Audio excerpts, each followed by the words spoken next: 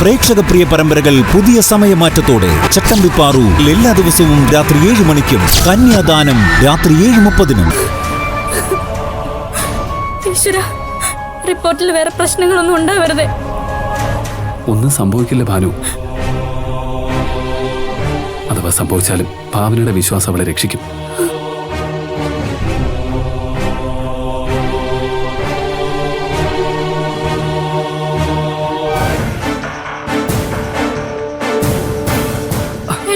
ഭാനു, നീ ഓക്കെ അല്ലേ? എന്താട്ടാ ചേച്ചിക്ക് ഇപ്പൊ എങ്ങനെയുണ്ട്? സ്കാനിങ് വേണ്ടി വന്നു, അതിനുവേണ്ടി കൊണ്ടുവരിക. വയറിടിച്ചാ വീണത്. കുഞ്ഞിന് അനക്കമൊന്നുമില്ല എന്നുള്ളൊരു സംശയം കൊണ്ട് സ്കാൻ ചെയ്യുന്നത്. പിന്നെ ഇനി റിപ്പോർട്ട് വന്നാൽ എന്തെങ്കിലും പറയാൻ പറ്റുമോ? ഞാനാകെ പേടിച്ചിട്ടാ വന്നത്. ആ റാസ്കലിനെ ലോക്കപ്പ് ചെയ്തോ? ചെയ്തു ഏട്ടാ. അവനെ ഞാൻ ACP ഏൽപ്പിച്ചിട്ടാ വന്നത്. ഈ റാസ്കലിനെയൊക്കെ ശരിക്കും 3-ാം മുറ പ്രകാരം ശിക്ഷിക്കണം. അവനെ നന്നായിട്ട് ഞാൻ പെരുമാറിയിട്ടുണ്ട് ഏട്ടാ. മോളെ, നിനക്ക് എന്തെങ്കിലും ബുദ്ധിമുട്ടുണ്ടോ? എങ്കിൽ നമുക്ക് ഡോക്ടറെ ഒന്ന് കാണാം. ഇല്ല ഏട്ടാ, എനിക്ക് വേറെ കുഴപ്പമൊന്നുമില്ല. ഏട്ടാ, ഒരിക്കലും ജയേഷിന് പുറംലോകം കാണരുത്.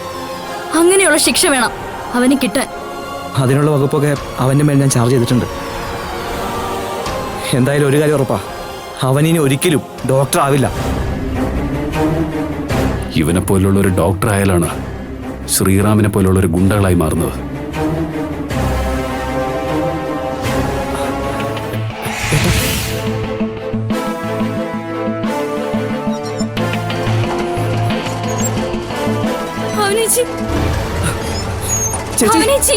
ചേച്ചി എങ്ങനെയുണ്ട്? കുഴപ്പമൊന്നുമില്ലടാ.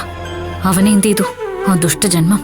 അച്ഛനും മോനും നല്ല സൽക്കാരം കൊടുക്കാനുള്ള വഴി ഞാൻ ചെയ്തിട്ടുണ്ട് ചേച്ചി. അവനൊക്കെ ഇനിയും വരും ഭർത്തെ, സൂക്ഷിക്കണം. അതെ ചേച്ചി, കാശിന്റെ പുറത്ത് ഇനി എന്തും ചെയ്യാൻ അവര് ശ്രമിക്കും. നമുക്ക് നോക്കാം. എന്തായാലും ഇനി അവരമ്മയുടെ അവകാശം പറഞ്ഞോട് വരില്ലല്ലോ. അവനെയൊന്നും ഇനി നമ്മുടെ കൺവട്ടത്ത് അടുപ്പിക്കരുത് ചേച്ചി. മനുഷ്യത്വം മരവിച്ച കാട്ടാളന്മാരുടെ ജന്മ അച്ഛനും മോനും.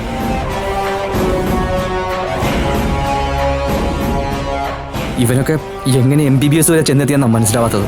എല്ലാ മേഖലയിലും ക്രിമിനൽസ് ഇല്ലേ? ഇവരും ആ ഗണത്തിൽപ്പെട്ടവരാ. എന്നാലും എങ്ങനെ അനിരുദ്ധ ഇവരുടെ കൂടെ ചേർന്നെന്ന് എനിക്ക് മനസ്സിലാവാത്തത്. ക്രിമിനൽസുകളെ തമ്മിൽ ചേരു ഭരത്തെ. അതിന്റെ തെളിവ് ആ അനിരുദ്ധൻ. ശരിയടാ, പോയാലോ ഭാവന? പോയിട്ട് വരാമേ. പോവാം, ഞാനൊന്ന് പോയിട്ട് വരാം. മോളെ